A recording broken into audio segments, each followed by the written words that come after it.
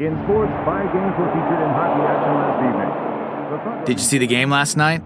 Of course you did, because you used Instacart to do your grocery restock. Plus, you got snacks for the game, all without missing a single play. That's on multitasking. So we're not saying that Instacart is a hack for game day, but it might be the ultimate play this football season. Enjoy $0 delivery fees on your first 3 orders. Service fees apply. First 3 orders in 14 days. Excludes restaurants. Instacart. We are here. New York! And anyone who wants to travel to New York, Go Touch Grass is coming to you live at the Cheerful Earful Podcast Festival. Come check us out Wednesday, October 8th at 7 p.m. at Caveat in the East Village. Tickets are $16 and you can get them right now at GoTouchGrassPodcast.com. See you there! You got mail.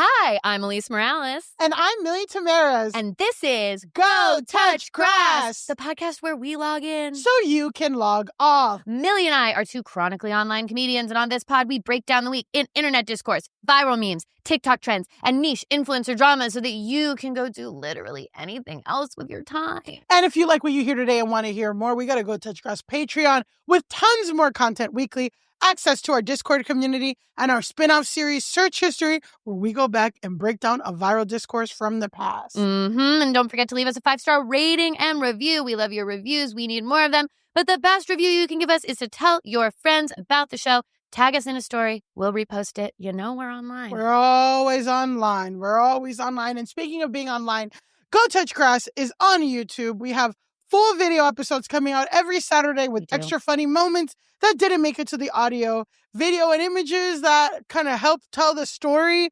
We are getting copyright stricken, so we're figuring out how to not have that happen but you should watch.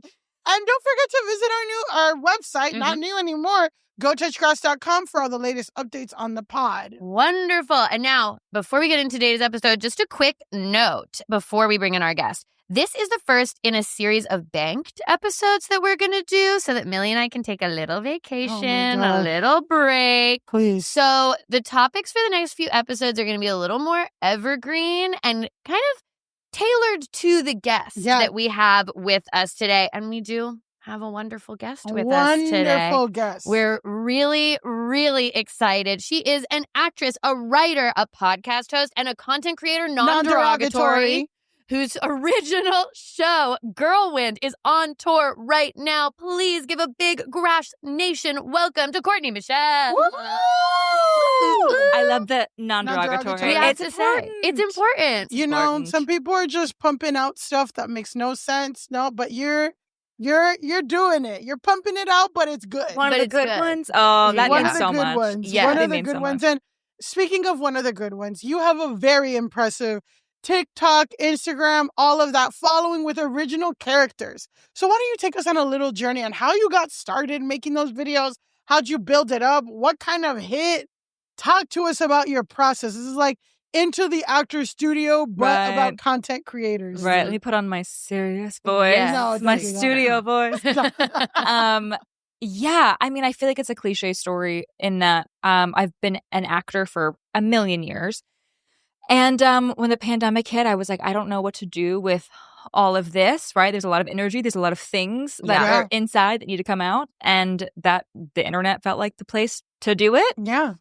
I guess there are worse places to put it.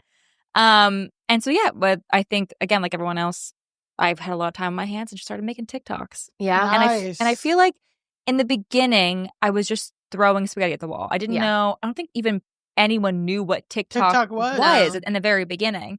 And so that's what I was just kind of whatever people are doing, I'll also do. I'll do my version of it, whatever. And then at some point, I slid into being able to do a little more acting and writing and creating these characters, creating these situations, creating these little like sketches, like that version of sketches, if you will. And then that's kind of become what I enjoy doing and what seems to be kind of working. People like. Was there one that like popped off biggest for you? Because I remember seeing you for the first time. I think it was like Hostess Who Doesn't Care If You Live or Die. Sure. I feel like those were the videos of yours that I saw first. That was a nice run for me of the like people just who don't care if you live or die. Yeah. Just a bunch of them. I was like just great them out. gum work in Thank those you characters. so much. Really good gum Not work. the gum work. Thank you. Well, that was the Meisner technique. Yeah. So Nice. we really crunched on that. No, there wasn't one thing. Like I feel like for some people there is like one character that blows them up and they like take off from there. I feel like it was a bunch of things that people would see a few videos of and be like, well, maybe I'll like her next video, so maybe I'll follow her. Yeah, it's a slow burn. I Yeah, feel and like. it's also like you have one video that goes well, but then people look at all your other videos and see like, oh, she's doing stuff all the time. Yeah. Let me follow her. Yeah. So I do characters and stuff too, which is like I'm in the character girly world. We're peers. We're peers. As you said. Character in content creation, non-derogatory. Yes. And I did want to. Okay, I included a slide here because I feel that it's very kismet you came on the pod because literally a week before your wonderful PR rep, Nicole, reached out to us, my friend Ian DM'd me one of your videos. This happened to me in college. It's the barback Sure. or the bartender who wants to sleep with the barback. Yes. And I said, ha, ha, ha, ha, ha. This girl is really good. Oh my God. Wow, And receipts. here you are. We have the You receipts. are showing them. Manifesting. And now I'm in love with you. Yeah, I was Wow. like, That's what, This is exactly what I needed. Thank you I'm so not much. blowing smoke up your ass when I say I've been a fan of the videos. Yes. We have it. Ha, ha, ha, ha, ha. This girl is really good. We're Yeah. putting up the receipts. It's truly, it's not even like a nice, what's the word? To be kind, ha ha ha. There's like 6. Yeah, we've got Yeah, like yeah, eight yeah, ha's. yeah. ha's. That's I a doubled real up laugh. in H, so that means I typed it. Yeah, that means means I you were typed it out. you were guffawed. You were If a man sent me this many ha-ha-has, I'm like, he wants to fuck. for sure. He's laughing. That's what I thinking. assume So you want. obviously, at least Yeah, let's go. Now she's you gonna found make out. she's gonna make a sketch as soon as she leaves. Like Yeah. when you're on a podcast and the host wants And the host wants to sleep with you. Oh, it's just exhausting. So my question. Okay, stop trying to fuck our guests. So my question is, are I've you heard this. single or like what's your what's your situation? I'm feeling it. I'm What- feeling it. What I was gonna ask is, do you have a process? Like, do you write your characters first, or do you kind of like think of them, just film for however long, and then edit it down? Like, what is your process? Who's for the putting lucky barback that inspired this? He knows who he is, and he's still fine as hell. Listen, we love a good barback. We love a good bar back. I was a bartender back in college and a little bit beyond, and there's just something about. Have you guys worked in a bar like I service went industry? to Dave and Buster's Times Square. Hell yeah, let's go. I've been the That's hostess amazing. who doesn't care if you live or die. Yeah. I've been her, Perfect. but Okay. I think behind the bar is too much stress for me. Oh, I I get could see. stressed. I could see why you would get overwhelmed. Yeah. Yeah, But I could see also you thriving because you need that little charisma and like the same thing that makes people a good actor makes them a great in like Hospitality. service Those environments, yeah. hospitality because you can convince the customer you're interested. yeah, exactly. It's just all bull. It's really all bull, which is Like, beautiful. Who cares if you make the cocktails? No, I don't Yeah. care. I don't care. You do a little flirting and you're good to go. Yeah. To answer your question, yes, I write all of my stuff. It's usually like a situation will happen in real life, and I'll either be like, well, that person is something, or that situation is something, or I'll do something where I'm like, oh, I hated what I just did. Yeah. Let me make a character. Yeah. Let me say it's like somebody else doing it. Yeah. Let me take the narrative back. Yes, for let me- myself. exactly. Yeah. Reclaiming myself. Powerful. Thank you. Yeah. And then I'll go and I'll write it. Mhm. And then I do a lot of like one take stuff, Yeah. or it's like, a couple different scenes or whatever you want to call it. Yeah.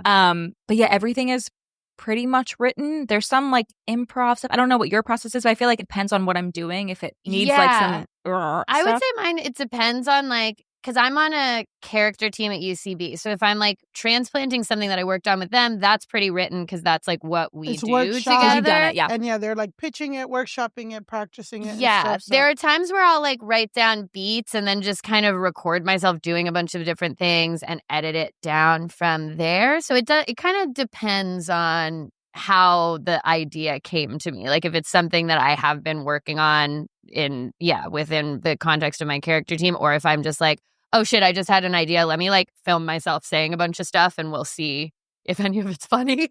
100%.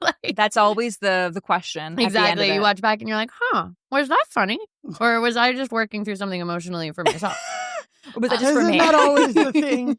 Isn't that always the thing? So I love it. Now that we've been introduced to you, your content, your work. Now that we've ha. Now that we've you fluttered your way to my heart. Exactly. It's time to ha some more because perfect. Our main segment on the podcast is called The Discourse. And typically this is where we'll talk about something that is viral in the moment. But since we're banking this episode today, I picked a discourse that I noticed that one of the different like avenues of character you'll do is like influencer behaving badly. Oh, okay. Sure. So this is a viral discourse from the past about an influencer behaving badly. Influencer's you. I'm kidding. And this is my we're calling you in. We're calling you in. Perfect. My mom comes out. I've been meaning to talk to you. Your mom was actually, put an intervention on camera because she knew people would click. Yeah, no, that's so true. Great job. You're doing great. Yeah, that's exactly what we need. Wait, what are her rates? For real. So the topic for today is a story. This was an incredibly viral story in Italy. Oh. Called PandoroGate. Have either of you ever heard this word? I think I know what it is. You think you might know what it is? Okay. No clue. Get ready. Panettone. So a Pandoro, this is important. So a panettone cake and a Pandoro cake, they're the two famous Christmas cakes of Italy. Okay. So this is an influencer-related drama that is centered around a Christmas cake. As they all should be. Yeah.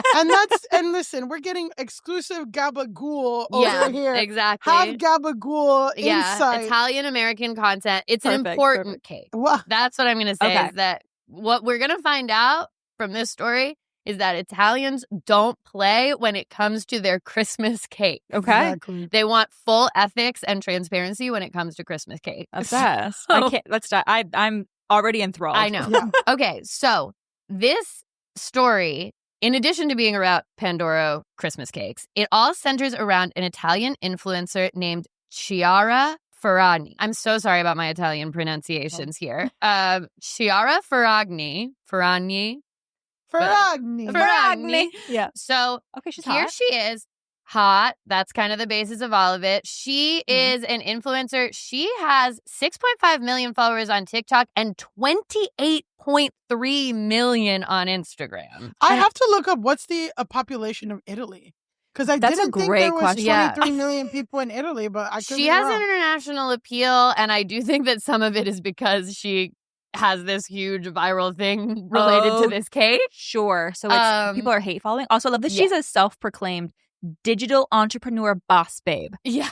I love when someone's just like, that's what I am. Yep. And Leone and Vittoria's mama bear. Yes, she's also a mama. Mama bear. Very important. But yeah, digital entrepreneur and boss babe from Italy. Okay. And honestly, like, I will say she has the receipts for that. So, okay. Wait, hold on. 58 million people live in Italy, so about half of Italy follows her.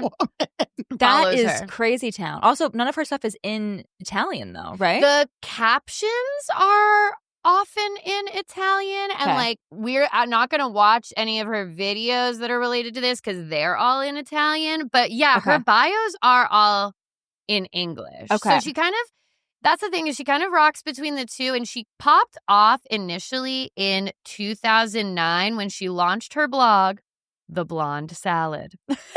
Wow. Wow. I don't know why it sounds kinky to me. There's something about that's lost in translation. I'm like, The Blonde Salad is so ChatGPT. Yeah, it's 100%. What would an influencer call her blog, it yeah. would suggest the blonde salad, but that's off the dome for her because this is 2009. And also, like, maybe it's funny or quippy or in Italian. Yeah, sure. Oh my gosh. There's something. I love the grace. Yeah. Truly. We got to give her grace. We gotta give her grace. Yeah, she's doing the thing. And we might be giving grace throughout this. We'll see. We'll see what you guys think about the situation with the cake. Okay. So she launches the blonde salad in 2009 with her then boyfriend, Riccardo Pozzoli. They end up breaking up, but he stays involved in the blog. And it's basically like a fashion lifestyle blog. It's very 2009. She's sharing a lot of photos on Flickr. Do you guys remember Flickr? Vaguely. Flickr, It was like a pre-Instagram way to share photos. I think had like a very distinct like fashion bent. Okay. And by 2015, the blog was making $10 million a year from advertisements. Wow. Whoa. The blonde salad was bringing in 10 mil. That's when before Mark Zuckerberg and all these people ruined individual websites. Yeah. You could get individual people to look at your shit. You could get people to type 100. in theblondesalad.com every day. Oh, it wasn't .org? .edu. Well, don't .org because it's about to get .org real quick in this story. Oh, hell yeah, let's go. It is, actually. So that was in 2015. And the Blonde Salad was also the first blog to ever be the focus of a Harvard Business School case study. Wow. So was this prior to the scandal? Prior to the scandal. This was when she was just riding high. Everyone was like, we love the Blonde Salad. The Blonde Salad's amazing. We love the Blonde Salad. Okay. I'm sorry, Blonde Salad sounds something like, do you remember in 2011 or 2012 where there used to be all these, or maybe not even 2012, but like, there used to be all these Urban Dictionary sex positions. Yes. Yeah. The Dirty Sanchez. Angry Dragon, shit like that. Yeah, like Donkey Punch. Yeah. Right. Blonde Salad sounds like. Yeah. Yeah. And it is, unfortunately, coming in her hair. Yes. That is unfortunately what the Blonde Salad is. Or it could just be. I thought it was like a salad toss. Yeah. I guess there could be that. In my brain, if I may, I think it's... You may. Thank you so much. I think it's someone eating out a vagina with very blonde pubic hair. Okay. Oh, yeah, see, that's That's where my brain went. She got a blonde salad. Yeah, that's what I was thinking. Okay, we're here. We're here. Yeah. I'm sorry. I was immediately coming into the hair. No, who cares? That's not a sex thing. Yeah. That's just... We're getting pleasure. She's giving it, and it's fine. Thing. Yeah, well, it's a sex thing, I think but sex I'm like... involved. It's not a sex position. It's an accident. Yeah. That's exactly an accident. That's a sex accident. It's a misdirection is what it is. It's a misdirection. It's someone who's going to get kicked out of the house.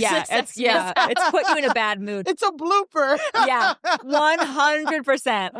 Okay, well, after we record, I am immediately adding the Blonde Salad to UrbanDictionary.com. Right. I mean, it's probably out there. Okay, the other key player in this, aside from Chiara and the cake, is Chiara, after being with Riccardo Pozzoli, she starts dating and eventually marries a very famous Italian rapper named Fedez. And we can look, Fedez, this is him, tattooed Italian guy. He kind of has the mohawk that we were discussing prior to the record. Yes, there it is. Pull it off better. He's pulling it off better. Yeah, when you gauge your ears, you can have a But he's hot. Mohawk, he could do anything with his haircut. Gauges, neck tattoo. He's very hot. He was a judge on the Italian X Factor at the age of 23. I believe it. And I don't want to know what his rapping is. It's probably... I get really nervous about white rappers in different countries. I can't speak to... It's like when a white person picks like a karaoke song that has a lot of N-words in it. My booty hole Titans. Like I have a... Like what are they going to do? What are they going to do? I'm like, this guy rapping... What is he gonna? And the tattoos are bad. Men can't pick good tattoos. The star orgasm out of his Adam's apple is crazy. Oh, I didn't notice the Adam's apple star. I'm struggling with that because it's a different color. It's pink. Yeah. I don't know, something confession, vulnerability. Mm-hmm. I think I shared it on our Discord. I have a folder in my phone of the worst Tinder tattoos, like of the worst, like. Crazy, offensive, weird, bad tattoos that men have that I've seen on Tinder. Okay. It's a phenomenon. Yeah. It is a phenomenon. It makes me feel like listen, I have a flamingo tattoo, okay? And when someone asks me why, I'm just like, I don't know. I just had money that day. Like, I'm not right, like, right. It popped in the head and you know, like, I'm not like precious, but a full body, you know, he has teeth under his left nipple. He does have teeth under his left nipple. He does. That's exactly what that is. Yeah, that's it's like teeth with eating. It's like eating a salad. Oh my God. Oh my God. A blonde. Oh my God. The homage. It all comes full circle. Here's what I will say in my research about Fedez, which is that he is like politically active in a good way. Okay. So like he like speaks out against like the right-wing government in Italy and not like American rappers, I'll tell you that. And he was very they were together during COVID and were posting a lot, and you know, like Italy was like one of the first places to shut down. That's true. I remember that. And so like they were very much a promotion, like they would promote like the stay inside and masking and all of that stuff. So I would say that like general look into him is that his politics are good. Like more progressive. Yeah. Like I can't say what exactly his beliefs are, but he's not a nefarious figure, I guess which is important in Italy because you don't know. Miss Mussolini Jr. is out here. Exactly. You don't know. You don't know.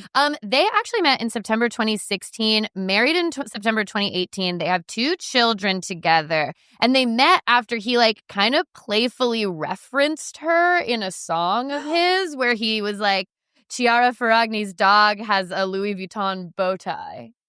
It was like kind of a joke about how like privileged she is, but it was like playful. And then they met and now they are together. Power couple. Yes. Power couple. So shout out to this gal on TikTok, Who Is This Diva? Because she posted the most in-depth analysis of their entire relationship that I did spend a large portion of today watching. The top line of it is it's like kind of this like bad boy and Little Miss Perfect relationship. Okay. They are a super duper duper famous it couple in Italy. Their wedding is all over everything, super like spawn wedding. They do have a couple hashtag. They get the name Ferragnits.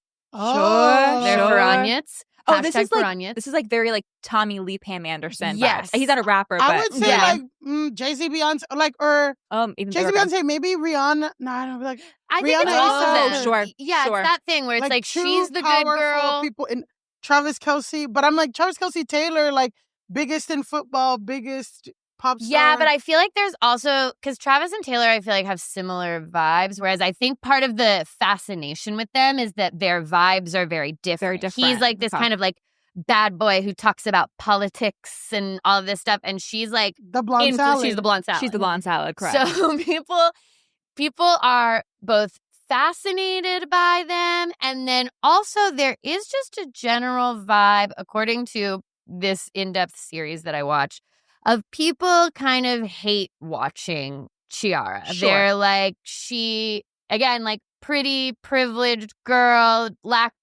people don't always like respect what influencers do for good and bad reasons.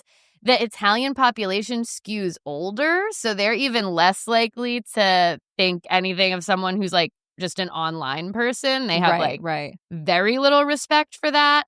So she kind of has, she's huge. They're super famous, but there's like a hate watching element to it. Okay, sure. So Kardashian.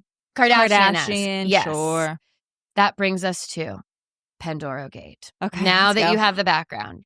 So, November 2022, Chiara posts this announcement.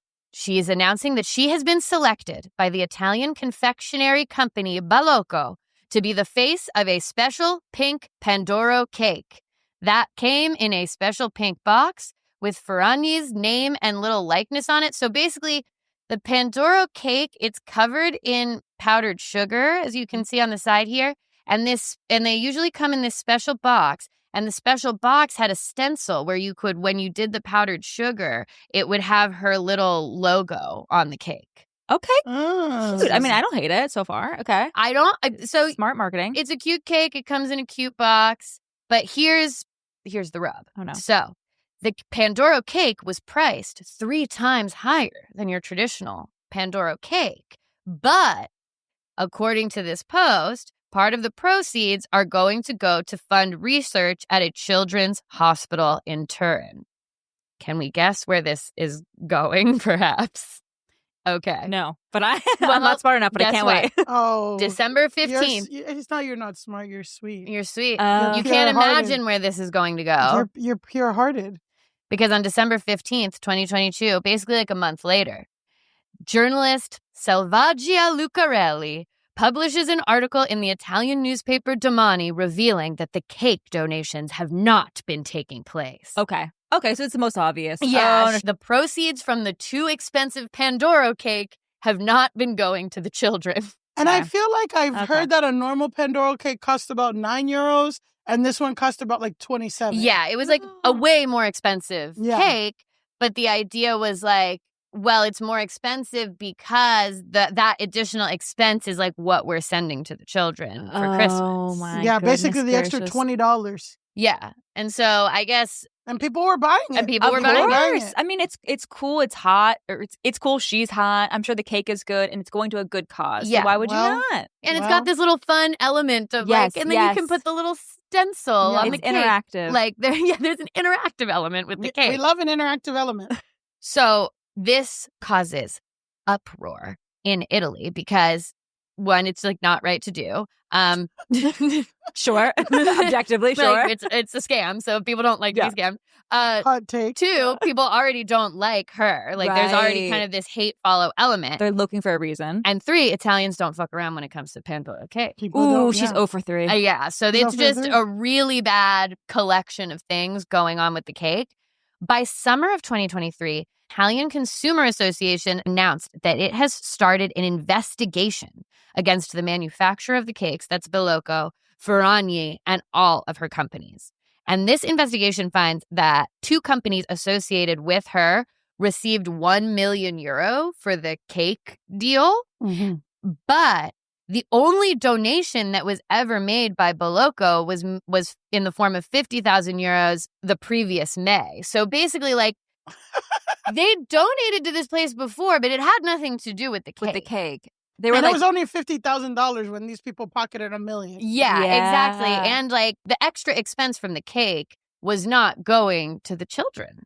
It's like when you check out at the store and it's like, do you want to round up for whatever? And you realize like, oh, the company already made a donation. You're just paying them back. Yeah. Have you heard this? That's exactly what was happening. Exactly. Like literally exactly. And you're not even just paying them back. They are making a profit because they only donated €50,000. And I'm sure that the profit on the cake was way more. I mean, they paid her $1 million. Yeah. Yeah. And also, like, I don't know, maybe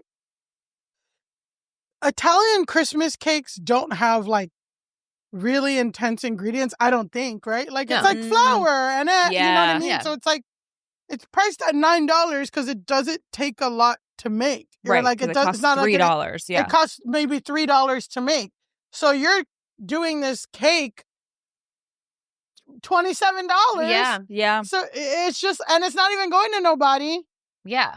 That's exactly. You're making like gonna get pissed. 600% profit or something? Truly, something like that. So people are pissed. So, okay, this like goes insanely viral on Italian influence. Like Italian social media is pissed. She loses a bunch of followers. Obviously, she still has 28 million. So she's like she's either got him back or if she didn't, she could lose the 100,000 that she lost. Yeah. Like, okay. Yeah, exactly. But by December of 2023, so exactly a year later, this investigation fines Bellocco, that's the cake company, for €420,000.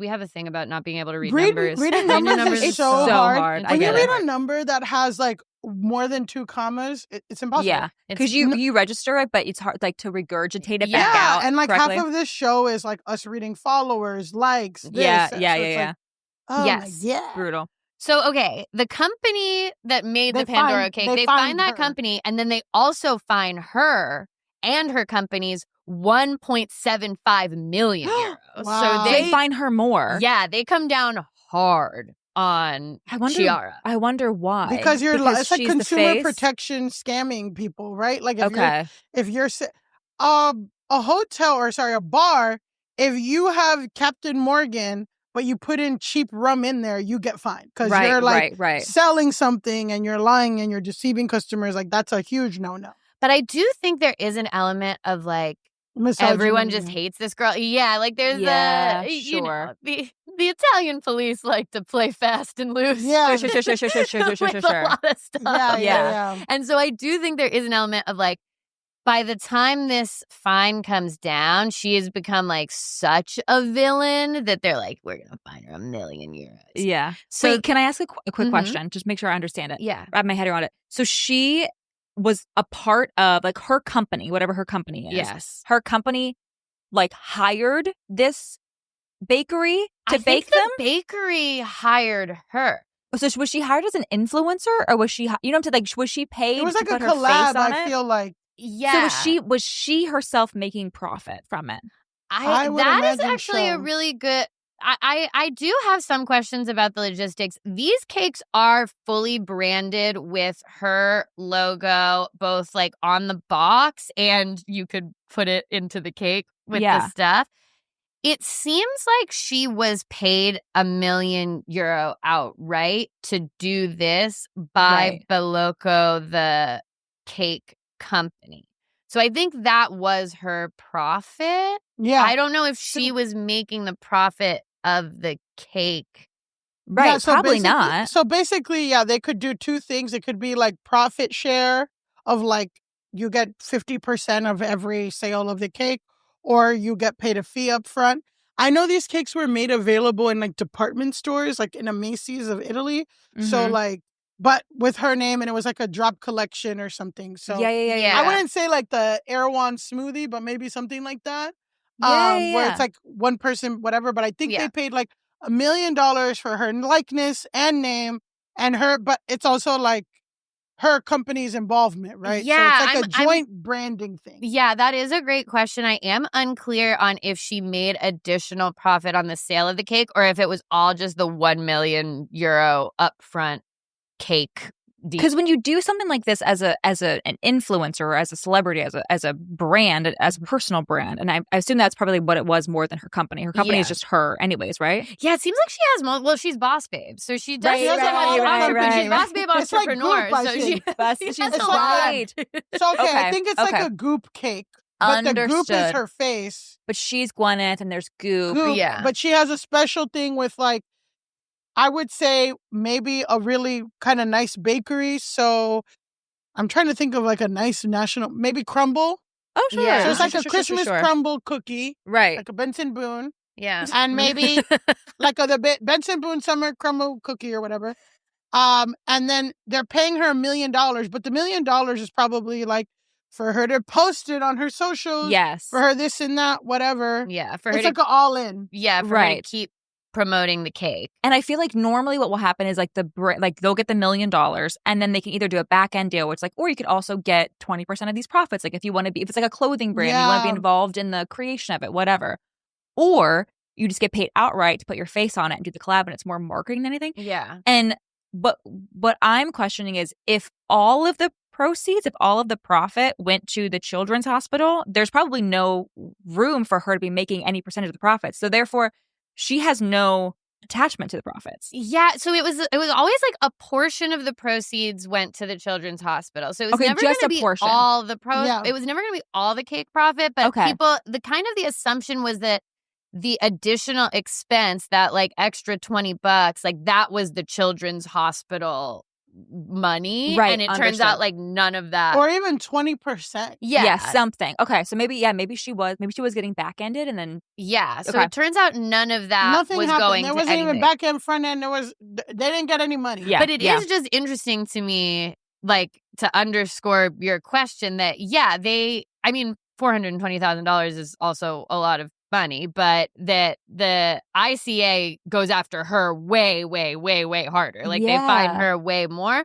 I'm not sure if that's related to the deal or if it's related to that, like, they don't like her. Right. I'm sure it's both, right? You have, like, a bakery can come out with cakes and do kind of deceptive thing, and that's kind of more par for the course. But if you're an influencer and it's your likeness, like, and you're, again, influencing people to purchase something under false pretenses, I could see why people want to come down hard on that. It's similar to like people selling diet pills that don't work or whatever. It's like you want to kind of come down hard so that other influencers don't get the same idea, I guess. Yeah. So, okay. December 15th, she gets this fine. That's literally exactly 1 year from the day that the original article revealing that she had done this was posted. So there are like little weird petty things in this where I'm like, you guys just hate her. Yeah. Like you guys just really hate her. I don't think it's good to do false PandoroGate stuff, but I'm just like, you guys are sneaky too. There's something, yeah. There's something there. December 18th, she posts an apology to Instagram. It's all in Italian. Go ahead. Let's hear it. It's all in Italian. Sono sempre stata convinta. I don't know. Ooh, I don't know. I tried. That's good. I did. So we're not going to watch it, but this is a screenshot. In it, she basically says, my error in good faith was to link via communications a commercial activity with a charity one. She then pledges to donate €1 million to the hospital that was like at the center of all of this. And then, okay, so I found this Italian blog that was written at the time in English, and it is very funny just how they speak about her. Like, the hate is, like, dripping from it. Also, they kept referring to the day the article came out, exposing her as the day of the truth. Oh my God. They're like, this was the day of the truth for Chiara. And I'm like, okay. That's hilarious. But this is what they said. Here's an excerpt from her speech, heavily contested on social media. Broken voice, strangely unkempt hair, subdued demeanor. I'm like, oh my God. Wow, yeah, because she does look shreds. different. Yeah. She does look different than in all of her things. She's so polished, and in this, she's like really, it That's what reminds they me. always do. Yeah, that's the drip down influencer apology thing where it's like, I just had to come on here. It reminded me of the Ashton Kutcher, Mila Kunis. Yes. Yeah. Like, I'm sorry for trying to excuse my friend for sexual assault, where they like find the ugliest wall in their like beautiful compound. Yeah, to try to be like, yeah. And it does have that kind of lighting too. Yeah. It's like really washed out. Yeah. Basically, she tries to say that like she just made an error in how she communicated about the PandoroGate. Okay. And she's, listening and learning. Right. She will donate. But she also says that the fine was disproportionate and that she's going to try to contest the fine. So, okay, she says that. And when I first read that, I was like, well, yeah, I mean, it is like a big fine. Like she can appeal. But then I guess she also went on to say that actually the hospital did receive benefits from the publicity of the cake. So No. I'm like, girl, no.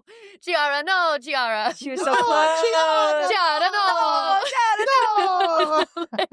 God, she was God. almost scot-free, She was almost there where I was like, yeah, you know what? Do appeal it. But then she did say that. So people get really pissed about that. And she does eventually have to just like drop the appeal. And she did pay the 1.75 million euro fine. On top of the 1 million to the children's hospital? Yeah, did someone follow up about that? So then So she's out like almost 3 million. Yeah, she paid 1.75 million euro fine, and then she donated $1 million to the children's hospital, which also just speaks to how successful the blonde salad was. I was going to say, damn. You have 28 million followers. You're making money on TikToks, brand stuff, whatever. And like, I know we're talking about like the blonde salad and Flickr and stuff, but like that was originally like it was a group in which like people probably like her style, want to see where she buys, affiliate links, all this stuff. Like it's a whole branding ecosystem that she probably has. And the cake deal was for $1 million. Yeah. So like, imagine she's doing a ton of other deals out. So, like the cake wasn't the first deal that she's done. So she's quite wealthy. She's doing fine. Also, and not to be a dick, that $1 million, that's a write-off. Wow. That's so true. We don't know how I don't know Italian. True. You don't know Italian taxes, but maybe, probably. And also, I would say, I think I get what she means of the communication, because had this just been a collab with a bakery, it would have been fine. Like, no one would care, right? Yeah. But it's because she said that she was proceeds of it were going to go, that's why people got pissed. Yeah. Yeah. And I am just like, okay, on which end was it? Like, was it the bakery's responsibility to write that check to the hospital? Was it hers? I mean, she should definitely just clearly to avoid this, be checking and being like, hey, like, you guys have donated to the hospital, right? You're doing that? Yeah. Because I have been saying that. So, like, you guys are going to do it? But it's not over yet. Oh. Also in December of 2023, the Italian Consumer Association then files reports against her, accusing her of aggravated fraud and asking the financial police to seize her accounts. Not the aggravate. The investigation involves 104 prosecutors across Milan, Queno, Prato, and Trento. And the investigation expands to include new charges for other charity promotions. One of them is based around Easter eggs. She, I guess, was saying that she was raising funds for charity with these Easter eggs. And they're like, you never donated the funds from the Easter eggs either. Oh, so they're auditing her ass and seeing, because maybe she's been saying this for a while. So that's kind of what comes out, is that she's had a couple different charity-related Spawn things, and she is not donating to these charities. Meanwhile, they start investigating her husband, Fedez. He has been donating. So he's been doing the charities, but he's been exonerated. Wow. So they are like, and Fedez is upstanding. Like, we are dropping the charges against Fedez. So, oh God. Then we get to early 2024. She and Fedez separate. Yeah, they separate. Well, he can't be seen with her. Well, so it's like, yeah, he can't be a woke rapper. Yeah, you can't be. Yeah, you can't be pushing for whatever the fuck not. And, yes, so we have Macklemore logic, right? Yes, exactly. I mean, sure. you know what? I think he is very Macklemore. That's a great comparison. That's actually the Fedez comp is Macklemore. That's a great comp. Yeah. So there were a lot of different things. He actually had like a health scare during this time, Fedez, and not my king. Now, the end of this podcast is that we're all huge fans of Fedez. We go from being like straight up ripping him apart to being like, oh, my baby. We actually love him so much. I like the teeth on the we love nipple. The teeth. We love the teeth. So he goes on, basically, like, they separate, and then in an interview, he says that, like, PandoroGate wasn't why they separated, but he describes it as the final blow to a relationship that was already in crisis. So I think it was like, shit was bad. Then this happens. He's like, I think he's kind of like, well, you've been donating the money from the cakes, right? And she's like, well. He's like, I don't know. I don't check. Yeah, I think that's someone else. She's like, we have 3 new jet skis. What do you think? Yeah. And he's like, okay. And then he goes under investigation. He gets that investigation gets ended. April 2024 is when the Easter egg stuff comes out. October 2024, Milan public prosecutors conclude that Ferragni had realized an unjust profit of 2.2 million euro from the Easter egg situation. Damn! So she got off easy with the first fine. Damn. That's basically. So did they fine her ass again? They fine her ass again. And in January of 2025, they passed the Ferragni law. Oh my God, the plot is so thick right now. Oh my God. She is the subject of a law passed in her name aimed at regulating influencer deals of more than €1 million. So when you were like, well, I don't know about Italian law, I'm like, well, maybe it was a write-off before, but now that I don't know if it's a write-off anymore because now they're clamping down with the Ferragni law. Law named after you because you fucked up. Yeah, because you fucked up your spawn.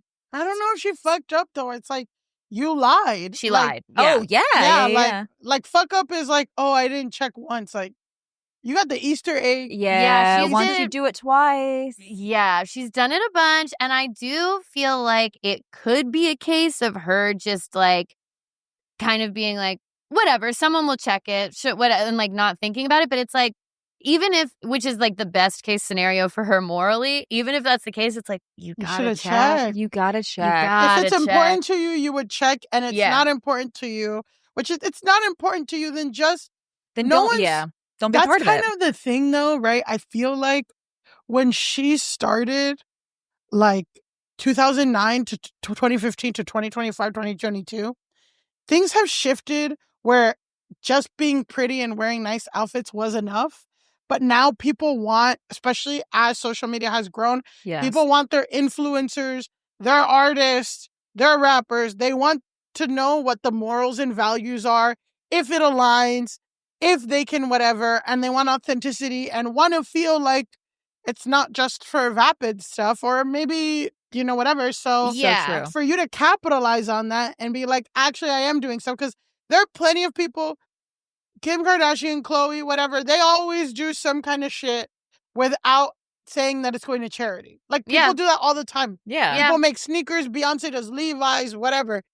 I would say, like, most of Beyonce's drops don't have a charity tied to it at all. Yeah. So it's like, you don't need it, but if you're going to say it, do it. Yeah, it's like Beyonce could put out a $27 PandoroGate with like with a Beyonce logo, and she would just be like, "You're paying $27 because it's the Beyonce cake." That's literally what. Yeah, she has like a Hennessy or some shit, like a dark liquor. That's like $90. Yeah, and it's like named after an uncle. Everyone kind of makes fun of Beyonce because it's like every week it's a new.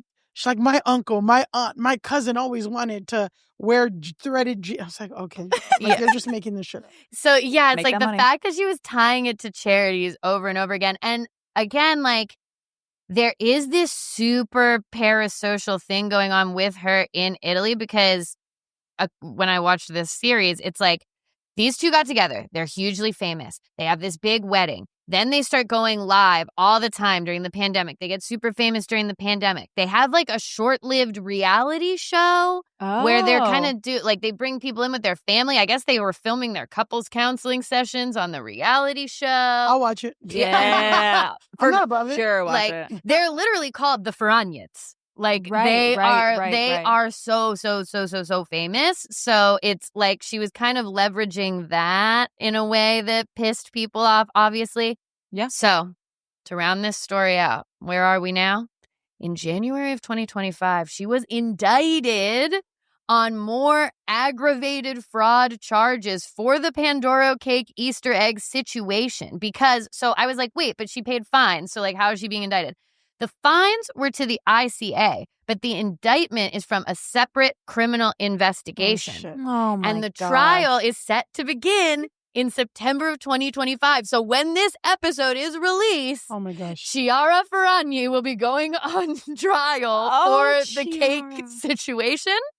And she could face up to 5 years in prison. Oh, God. Baby girl. I know. I'm like, I don't think she needs to go to prison. Whatever. But I will say, I did check in on her Instagram this morning. And as of 1 day ago, she was in Ibiza on a boat. So, like, she's taking it in stride. Yeah, she's doing okay, I guess. Still living it up. She's still entrepreneur mama bear, boss babe. But she might be entrepreneur mama bear, boss babe in Italian prison. Bars. So that's kind of where things stand with this Italian influencer. And I was kind of shook. Like, when I started doing the story, I thought it was just going to be like from the past. But I was like, no, it is current to what's happening when the episode comes out. She's going to be on trial. Yeah. Any thoughts or final reflections thoughts on this Chiara? whole story?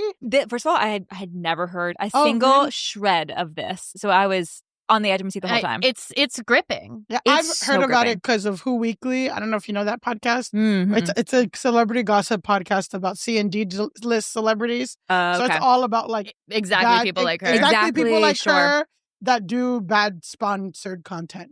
Gotcha. Okay, so exactly their niche. Yeah, so I heard about this at the time. I didn't know there was a law. Yeah, it is funny because I feel like I kept being torn between being like, okay, there is like a level of like haterism directed at her, for sure. Course, always. But at the end of the day, girl, you gotta be ethical when you're selling your Pandoro cakes and your Easter eggs. It's also kind of gross that she's constantly leveraging like holidays too. Like there is religious holidays. Religious holidays. And so in Italy, true. So in true. Italy, in Italy, he's coming for her. Not the conclave. Yeah. That's all. Not in the home of the Pope. Come on. That's the trial is just we're gonna see if there's white smoke or it's the powdered sugar in the shape of her thing. They're like, 100. We have released Chiara Ferragni. We have a new Chiara Ferragni. And the new Chiara Ferragni has been chosen. Oh, that's so funny. Yeah, I'm just like, girl, you can't. I think it's because in my brain I was like, is this a hawk to a girl cryptocurrency thing? Yeah. Like where someone came to her and they were like, here's this thing. And she was like, I have no idea what she didn't look into it. Yeah. But the fact that it's multiple ones makes me tingle a little bit and think maybe she is maybe knows and is just like, oh, well, whatever, I'm just a girl. And Hug a little irresponsible. The hug to a one I give more grace because she's still young. She's like in her 20s. Yeah. She literally from one day to another was kind of plucked out of obscurity. Truly. Got this insane, like kind of disgusting, perverted fame that she leaned into and then got approached and didn't do due diligence, but, which is still bad. But also, like, I could give more grace of, like, a year ago, we didn't know who she was. Yeah. But this girl, you've been making blogs and doing brand. If you're making $10 million a year in 2015 off branded shit, and now we're in 2022, like, you should know better. And part of me is like you can't say you're entrepreneur boss babe and not know what your companies are doing. It's so true. Part of me is like, is there nothing else going? I'm sure that Italy got way more serious problems than this girl. Sure. But I'm also like, you can't, and it's also like a misogyny thing of like, no one wants to see a boss babe win. Yeah, no one wants to see an entrepreneur boss babe mama bear. Keep the blonde salads down. Keep the blonde salads down. But I also feel this way about like when Black influencers or Black creators or something or whatever it's like, well, if I was a white man, I would never, I would get away with it. I would get away with it. No one would care. And maybe Chiara is saying that same thing. If I was a man, no one would be looking this deep into it. And it's like, maybe there's some truth to it, but it's part of the reality of like, yeah, girl, but you know that they're looking at you extra hard. You know that you got haters. Like, know that you're pretty and skinny and, all this stuff. Like, you got to be aware and like keep that in check and be like, my ops are watching me. I got to make sure that everything's clean and dry. Yeah. Yeah. So Chiara, watch this space, guys, because the trial's just beginning. If you're hearing this episode, the trial is about to begin. The only thing I will say, too, is I think it sets an interesting, like a scary, but also maybe necessary precedent. Like in my brain, I'm like, okay, oh my gosh, every content, and I'm not making $1 million, but like, and it would never be news, but I'm like, shit, do I have to, if they're claiming that they're giving like, blah, blah, blah, I have to make sure every coupon that I have works. Like, I should be. Yeah, but it is I should be. Yeah. You definitely should. But then also in America, you can make a completely fake charity for cancer people and never give a lick of money and be president like our president. Just like President Donald Trump, who's banned, him and his children are banned from ever doing a charity again. Ever. I swear. Look it up. Legally? Legally. Oh, they are banned because they kept pocketing cancer research money. Yeah. And he's I wish I was more shocked. I know. I'm like, I really do. I'm like, yeah, that sounds correct. Yeah. But you know what? It wasn't even just, it was Ivanka. The weird looking boys. Eric and Don Jr. Eric and Don Jr. Yeah. Always wet. Those two. Always wet. Always damp. Slit. Greasy. You can't grab it. You can't ever just. Yes, right. It's going to escape out of your hands. Sleep. That's the thing. They don't want you to catch them. Yeah, you can't catch them. You can't just. So funny. So, yeah. Do you have $10,000 or more in credit card debt? Maybe you're even barely getting by making minimum payments.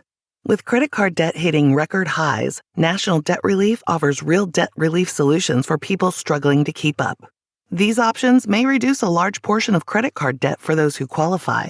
You don't need to declare bankruptcy, and you may be able to pay back less than you owe, regardless of your credit. National Debt Relief has already reduced the credit card debt for more than 550,000 consumers. So don't wait. If you owe 10, 20, or even hundreds of thousands of dollars in credit card debt, you can now take advantage of this financial debt relief as the cost of living increases. To find out how much you could save, visit nationaldebtrelief.com. That's nationaldebtrelief.com. Well, it's time for our final segment. Perfect. Which is Grasshole of the Week. So Grasshole of the Week is our segment on the pod. We choose one person that week who needs to log off more than anyone else. They need to go touch grass, need to get off the internet, stop posting, right? But this is a banked episode. We talked about doing more evergreen content. So we like to use this as a way to induct people into our permanent Grasshole Hall of Fame. Mm-hmm. People who need to permanently log off, preferably forever. And where it's like, they would be Grasshole every month if we didn't just say they're just always. They're just always. Always. These are our J.K. Rowling. Yeah, I have it. So for the Hall of Fame, we have J.K. Rowling, Elon Musk, Kanye West, and thanks to Allison Klemp, during our live show at the Yes and Laughter Last Festival, we nominated Andrew Tate as permanent Grasshole. Yeah. So, his problems go beyond needing to log off. Yeah, I mean, whatever. But we get also the Italian police on that. The Italian police. For serious though. No, it's so funny because we had another guest. Remember Mia, she's the lead singer of an indie band. She said she was touring in Milan. Remember they broke into her fucking tour van, stole all her guitars, all her drum kit. Yes. Then they found she had air tags in her guitar thing. Called the Italian police. They're like, too bad. So sad. That's like, that's crazy. She should have said they stole a PandoroGate. She should have exactly. Exactly. Amanda, my Christmas cake was in there. And then they would have but wait. put some Peptin and stuff. So today's inductee, I will make a case. And I'll make a case for this person. Okay. And I'll hear feedback if you agree. So, Courtney, do you watch Real Housewives at all? No, that's okay. That's okay. Okay. Because today we are honoring / shaming the work of forever Grasshole, Bethenny Frankel. Mm-hmm. Oh, okay. But obviously I know who she is. She looms large. Yes, she's large in culture. So Bethenny Frankel, known as Bethenny Paracella, I was trying to look up if she's Italian herself. It's giving. It's giving Italian. Yeah. It's giving Italian. But she's an American entrepreneur, TV personality, philanthropist, quotes. Sure. And author. We all know how that can go Exactly, at this point. We're all philanthropists. Exactly. It's like I'm like, I guess I'm a model. If you want to go there, I'm a model. For real, yeah. You donate a check, I guess you're a philanthropist. She was runner-up on the NBC reality TV competition series, The Apprentice, Martha Stewart edition in 2005, and increased her profile on the Bravo reality TV series, The Real Housewives of New York, from 2008 to 2010, and then from 2015 to 2019. People hail this. There's very, very divisive opinions in the Real Housewife fandom. I know it's like deep, but people are saying like a lot of people believe that she was in the golden era of Real Housewives of New York. Sure. So she propelled her fame from the series and founded a brand called Skinny Girl. Yeah. And it's a lifestyle brand. It's giving Blonde Salad. It's giving a little bit. Blonde Salad is very Skinny Girl. Exactly. So she had a spin-off series called Bethenny Ever After that aired for 3 seasons. Right. Bethenny and Frederick that aired 1 season in 2018. She headlined the Fox daytime talk show Bethenny from 2013 to 2014. And on the HBO Max reality competition series Big Shot with Bethenny in 2021, also canceled. She founded the Be Strong, a philanthropic organization that has provided disaster relief, written 4 self-help books, hosted 2 podcasts, and she's a YouTuber. She currently has 4 million followers on Instagram and 3.3 on TikTok. So, any thoughts so far of anything? She doesn't have those Chiara Ferragni She numbers. does She not definitely don't, but she doesn't have the the Chiara Ferragni problem. Yeah, that's so true. More followers, more problems, as they say. So true. Obviously, I know of her, and because I've never seen the show, but I know the relation. I forgot she was on The Apprentice. And like I know the Skinny Girl connection and all that stuff, and all of her conglomerates now. And now I think she has like a knockoff purse company or something. She has a lot of shit. She's doing a lot. So this is what we'll do. We'll watch a clip from Real Housewives to get like a sense of who she was. Okay. And so we'll see like what she's doing now. But on Real Housewives, on the golden era, and what people liked is that all the women were so sloppy, so messy, actually like mentally unwell, crazy, whatever. And kind of Bethenny, she was crazy in her own way. She's very direct.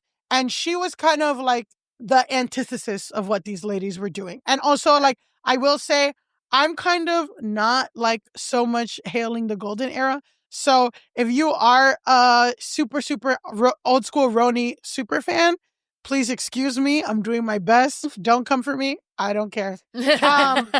So basically, she was kind of the grounded person in the old guard.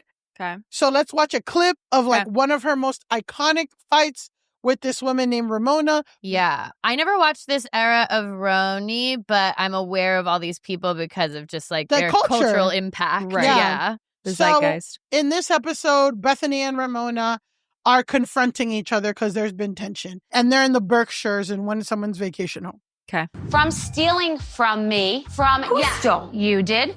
You stole 2 dresses from me. Your assistant gave me the friggin' dress. No, she didn't. She's here. She can talk to you about it. And what about the other one? Then you said it fell out of the back of the car. Then you gave me a dress, which I still have. 2 dresses stole from me. Are you crazy? You're crazy. Oh my God. You are now nuts. And you came over this summer when Dennis was there, and you didn't mention my topless movie then because you wanted to wait until you had an audience to do it. And you know what, Ramona? That's the truth. And that's not a friend. And that's why. Okay, you were topless, you had sex on a waterbed, you kissed another woman, and you know what? I never mentioned that. But you want to mention it? Now we'll mention it. Mention it all. Mention it all. Because you know what? Bitch, I f***ing earn my own living. I made money. You didn't have any money until you.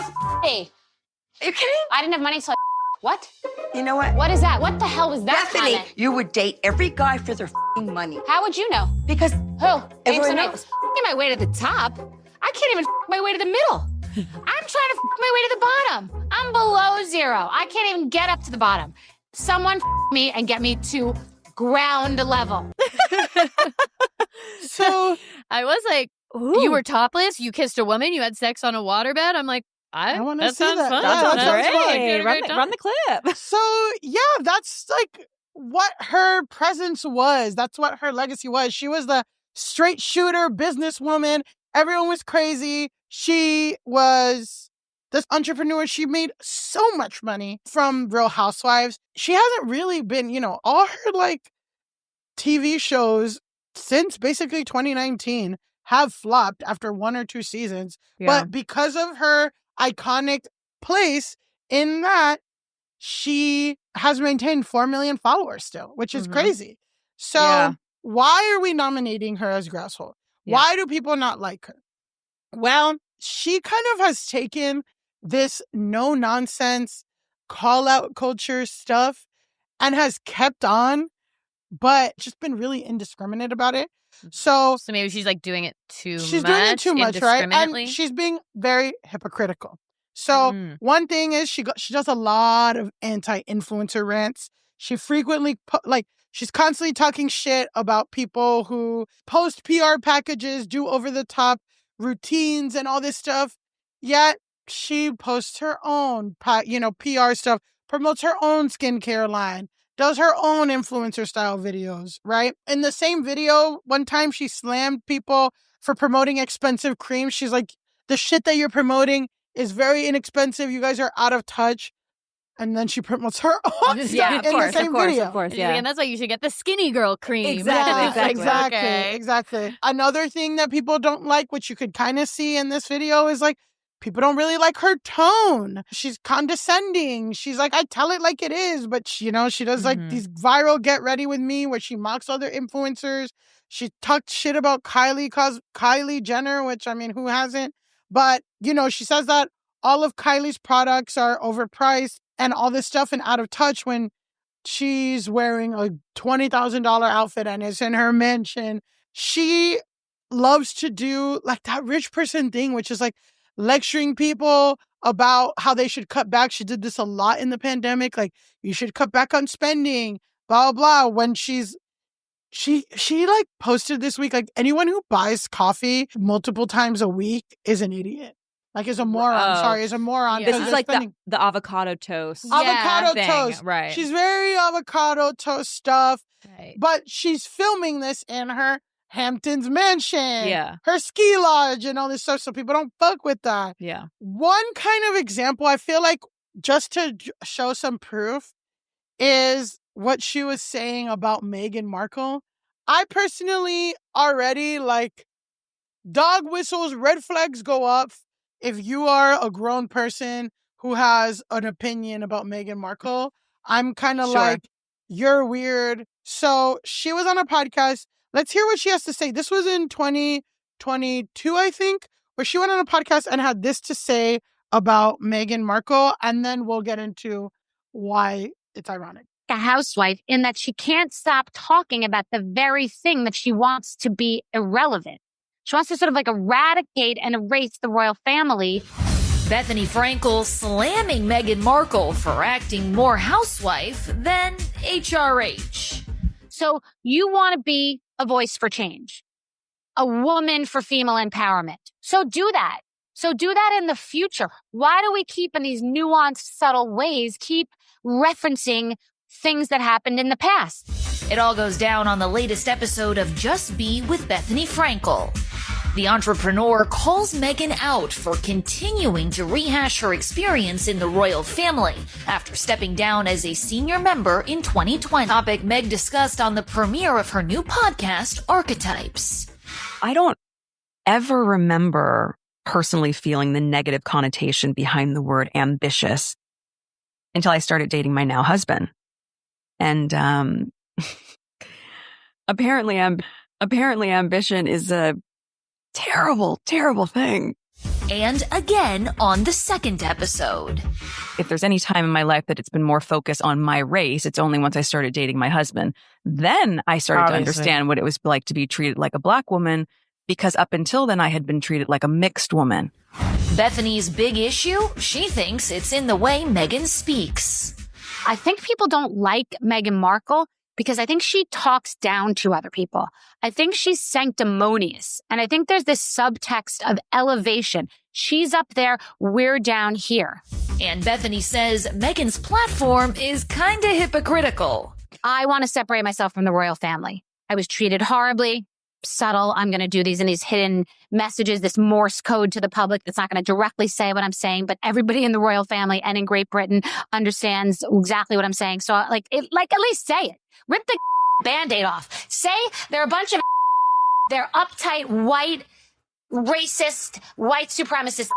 Come out, say it or don't, but like these nuanced, I want my privacy, but I want a podcast. I want my privacy, but I want a Netflix special. B's advice? She thinks Meghan should take a cue from another famous princess. Let it go. Copyright strike. Copyright strike. Forward. Up. Okay. Disney will get us for that. Disney's gonna get our ass first. Oh, that's so funny. So, thoughts on... I mean, it really does sound like she's just mad at Meghan Markle for doing all the things that she wanted to do. 100%. I'm just like, what? Again, it's like, I just can't get incensed about Meghan Markle. That's never going to be me. But I'm also like, it is funny to be like, she's acting like a housewife. And it's like, well, you are a housewife. Yeah. So, like, what? And also, yeah, it just feels like she's critiquing her for things that she herself does. And also, I mean, I told Elise this because we were talking about people who don't like Meghan Markle. And it's just so interesting because people are like, she's so power hungry. She's so this. And it's like, you think Prince fucking Harry, with that hairline, is going to pull a bad bitch like Meghan Markle? And she don't want nothing? Yeah. She just wants him for his... He's an idiot. Yeah. We all... It's all an economic decision, too. Yeah, of course she wants... And you know what I mean? Like, she's hot and he's cute and whatever. Also, can you imagine if Meghan Markle had a podcast and she didn't talk about the fact that she had to leave the royal family and like all of that stuff, the thing that made her famous? Like, yeah, she is going to bring it up on the first 2 episodes of her podcast. I also feel like her, like the demeaning tone or what she's talking about. I also think that Meghan Markle is like more of a shy, like reserved person. She's also been around like royalty and in England a lot. Yeah. So I think there's a refinement to the way she talks. I think people project their own insecurities on that sometimes. Yeah. I wouldn't even say the royal thing.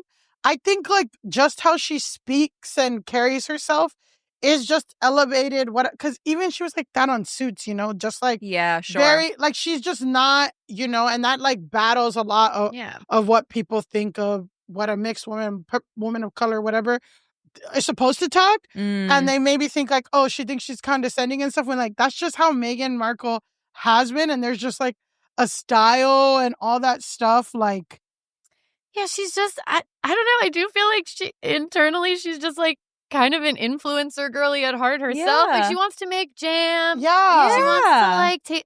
Like, I feel like she gets the most joy when she can take a picture of a sunset and, like, post it to her story. Yeah. Like, that's the vibe I get from her, is that she just, she wants to be like, look, I made a salad. Like, when people want her to be the opposite of, like, the royal family, and she wants to make jam. Like, she's not going to be, like, farting and, like, taking pictures of her shit and, like, popping her pussy, you know? Well, if she was like, if she was like that, people would criticize. Of course. She's not like that. People are criticizing. Of course. Yeah. She's using her thing, and it's just like they want her to, like, be quiet and disappear like Kate, which we didn't even know where that girl was for 6 months last year. True, that was a whole thing. Yeah. We covered it, and getting cheated on left and right and stuff. And she put little Harry back in his place and is like, no, you're going to stay your ass at home. Yeah. We're leaving. We're getting out of here. We're going to Tyler Perry's house. We're going to Tyler Perry. Pack your stuff. We're leaving. And they don't like that. But the irony in this, Bethenny specifically saying this, right, is that Bethenny is like, she keeps complaining about the thing that made her famous. She keeps complaining about the thing that made her famous. Bethenny Frankle, just like 2 years ago, tried to use her platform to get the Real Housewives show canceled and tried to get it unionized. So let's watch a quick video of her talking about that on a podcast, and we'll share thoughts. This I did know about, that she tried to unionize the Housewives, which I can't say I'm against. Yeah. Sure. You guys are right when you've said, why are you still talking about it if you left? It's a great question. And I never really, really felt great about doing it. Jill, my publicist, hated that I was doing it. She said, we've come so far to separate you from that, and now you're walking back into it. And I thought, it's different because I am talking to different interesting people. She never really loved it, to be fair. And I don't know if I ever really loved it, to be fair also. I always felt a little cringe, respectfully. And, like, I'm now talking about something that I don't even want to talk about just for this show. It wasn't really a natural interest. And as of late, there has been so much dirt and garbage and crap, like a dark cloud over this space, this medium, this vehicle and entertainment. It just feels dirty. It always felt somewhat dirty. It got dirtier, then it got toxic, and now it's the worst version of a toxic dumpster fire. And I don't want to be associated with it in any way. And I don't want to talk about it. And I don't really even want to have people on who are currently on it, unless we're talking about their kids or their motherhood or something else. I just don't need to trash it. I just don't want to be associated with it. And I want to work on shows and projects that my daughter would be proud of. It's very funny to be like, I don't want to trash it. It is the worst version of a toxic dumpster fire, and I don't want to be associated with it, and it's cringe, and I would never do anything with it again, but I'm not going to trash it. Well, people are like, yeah, you are the best case scenario. Like, you literally went on, you had all these iconic moments, you've parlayed it into this billion-dollar, multi-million-dollar company. Now you're rich. Now you don't have to worry about anything. Now you're trashing it, and you're taking this opportunity away. And there are some, like, valid concerns that she has about them drinking and exploiting, but it's like, should you be the face of it? And it's also, there's a sweet tinge of irony of like, oh, so you went into something that you thought could be a good, interesting, fun experience, and it wasn't like you expected. Kind of like Meghan Markle. Yeah. Oh, sorry. Is that, am I seeing a parallel? Yeah. Yeah. I mean, that's exactly what I was thinking the whole time, is I was like, I mean, if Meghan Markle truly went off in a very un-Meghan Markle-ish way, a lot of this stuff could be exactly what she would say about the royal family. Which they kind of said it in their way. They did a documentary. They did this. They did that. It's fine if people don't want to hear them complain or they think whatever. But if you're like, she shouldn't, or she should shut up, or this, I don't know. I'm just like, you're a hypocrite. So these are like kind of battles she gets in, but kind of more recently, Bethenny just posts a lot. She posts through it. She's posting 10, 12 TikToks a day. Mm-hmm. She's doing kind of more and more erratic behavior. Like, she gets a lot of free makeup, which a lot of influencers get. And she said that, a very recent thing was that she went to TJ Maxx, a random employee liked her makeup or complimented her, and she came back and she brought like 4 bags of like previously used makeup or like makeup that she opened, which that happens. Like I have friends who are makeup artists, friends who are influencers, they get a bunch of shit, they open it, they look through it, and then they're like, hey, I'm not using this, whatever. Right. Use it once, give it away. Use it once, not to a stranger, and not to a stranger at her job. She filmed the whole thing. The lady's like, I can't accept this. Like, and she's like, why? I'm calling TJ Maxx corporate. Like, crazy shit like that. She will feud with local businesses. She will feud with other influencers. Anybody who talks shit or criticizes her, she does a cease and desist, which is all leading up to, this is coming out in September. Okay. Right? In August, we'll have a guest named Evan Lazarus, and he's a Gen Z little Twinkie gay guy who and those are his words. And those are his we'll run that by him when he comes to every Pride. There's like a big kind of wrestling, which is Twinks versus Dolls, which is trans girls versus Twinks, and they wrestle in mud or something or Jello. He enters or they do a series of tournaments where they have to smoke a bunch of cigarettes. I think there's a bunch of different activities they have to do. They have to do like a tournament, like kind of Survivor Challenger thing, right? But it's Twinks versus Dolls. He has entered on the Twink side. It's a professional title. It's a professional title. I understand. He's professionally associated. And he's professionally, I will say, he loves to rile some people up. He makes a lot of anti-millennial things, which he will be confronted on this pod. Retrospective, like retroactively, I'm saying that I'm putting his feet to the fire when he comes, because they like to hate on millennials, and it's like, all right. Coming for our throat. So whatever. We'll get to, justice will be served. Perfect. Good. But by the time you listen to this, justice will have been served. Right, perfect. We will have a law, the Lazarus law, where you can't talk shit about millennials. Okay. Perfect. But Evan, he started doing this thing where he would, at the end of the day, he would recap everything that Bethenny Frankle posted that day. Oh, shit. And like just all the kind of chaotic things. And it went insanely viral. So we'll watch one from March. Okay. And then we'll wrap the story up on how Bethenny took that. Okay, cool. Oh, no. This I do remember. I do remember. Lighter day for old Bethenny Frankle. Right out the gate, she denounces a small business. Then she did a 4-minute long video about how pineapple from Costco is candy and should be used as candy. Put yogurt on top of a rice cracker, called it a meal. Did 2 videos about Handbag University, about fake Birkins you can buy from Walmart that you probably shouldn't because they're so ugly. Then she did a lip sync video with a sound from a TSA, I guess. Her daughter's not in it. She still figured out a way to embarrass her daughter. Then she did OTD from an outfit she wore 3 weeks ago. Thank God it's finally up. My favorite video, she embarrasses Alex Earl's assistant while doing her podcast by shoving a camera in her face so 200,000 people can see a girl who wasn't ready for it. Oh, I forgot to say this. She did a mocktail video, reviewed 13 mocktails. 2 of them had alcohol, still talked about her sobriety. So, that's incredible. Yeah. Doing the Lord's work. Watching and recapping this. Because even when I was like, why are we inducting Bethenny Frankle into this? She posts so many manic, crazy things. There's no way. And people were really they want to know what Bethany's doing. She's iconic, but they can't engage in that. And he was doing an incredible service. Too much. Let's see how Bethenny reacted to that. Okay. Hell yeah. Speaking of Bethenny Frankle and recaps, there's an account on here that recaps all of the videos that Bethenny Frankle posts in a day. And she recently commented on one of the videos, and this is what she had to say. So this is Evan, and he goes through Bethenny's videos and recaps everything that she's posted about. And I was kind of wondering how she felt about this, if she's even seen them. And she left him a comment that said, I'm feeling down because I just read about a mom dying of cancer.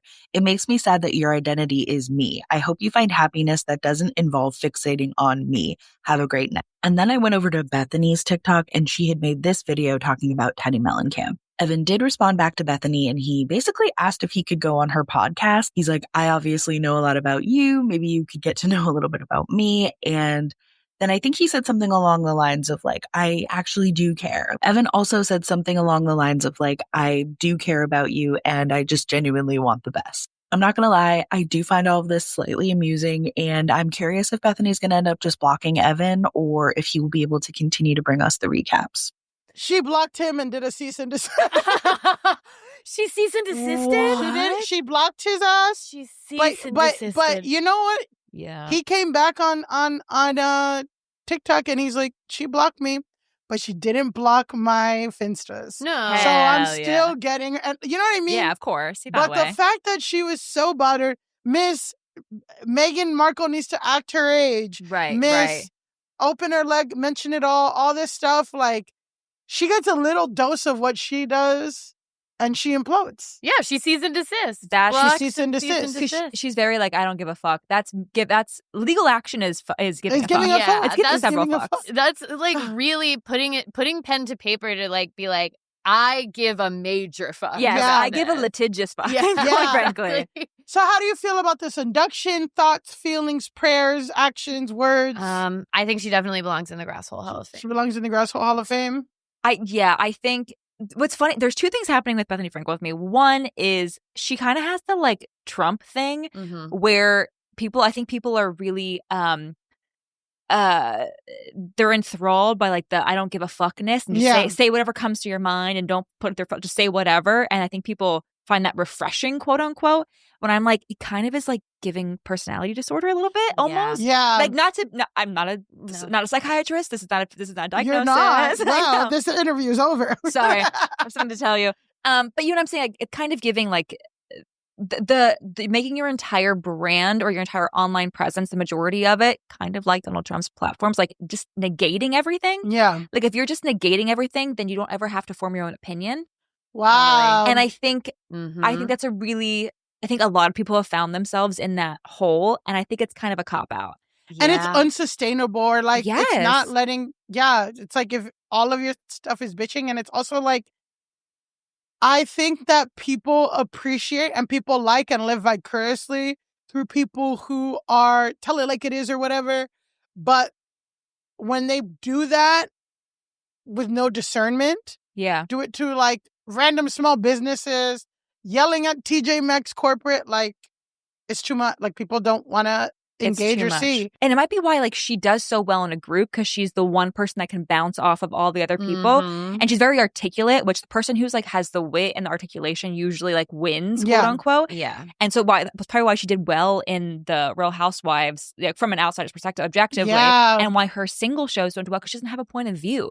She's just harping on other things. Smart, yeah. And doesn't have her own thing for us to hold on to. Her thing for us to hold on to is that she hates everything. She hates calls everything. things out. Yeah, right. And she's always constantly like this, that, or whatever. And like a lot of her branding, if we're talking about toxic, problematic branding, right?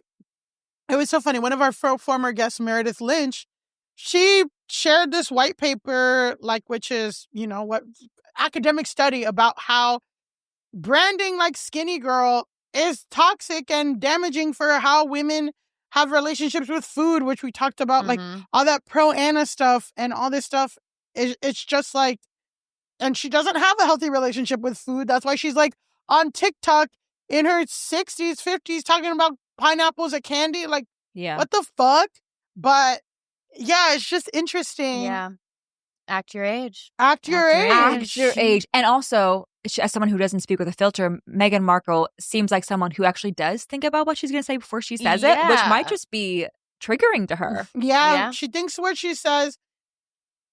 She thinks about it and she tries to come off in a way that's like, she's still going to say the thing, but in like a really delicate way. Right. Where Bethenny's just saying some crazy shit.